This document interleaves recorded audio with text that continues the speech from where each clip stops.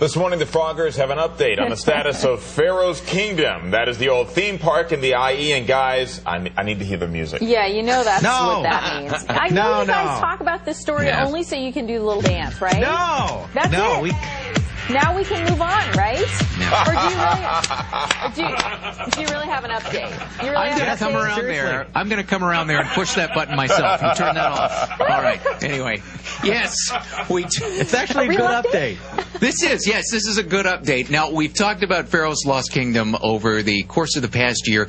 You've heard about the rave parties that have been controversial and yet very successful. Well, the Aladdin Entertainment Group is looking to regain conditional use permit from the city to restore Pharaoh's Lost Kingdom to its original use as a water park. They've proposed to add a wave pool and also serve alcohol around the wave pool and other sites in the park. This according to a report that we've seen from the city of Redlands. The proposal was considered by the city's Environmental Review Committee yesterday morning. Will go before the Planning Commission on February 23rd. The theme park lost its conditional use permit in June 2009 after those complaints on those parties by a former group that was running the park.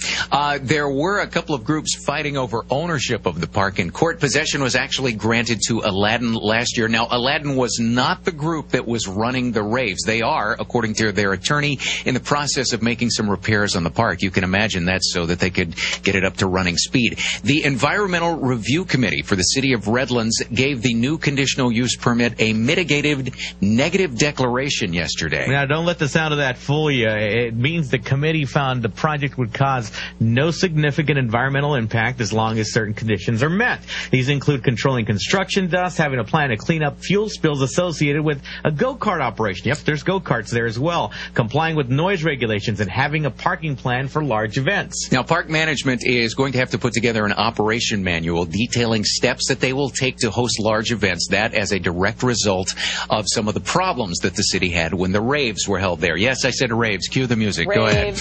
Yeah, so the good news is, especially for people that live in my part of the Inland Empire, is that this can be back and could be a great source of cheap entertainment locally. The good news for you guys at NBC4, you won't have to see this again anytime in the future. No more of this.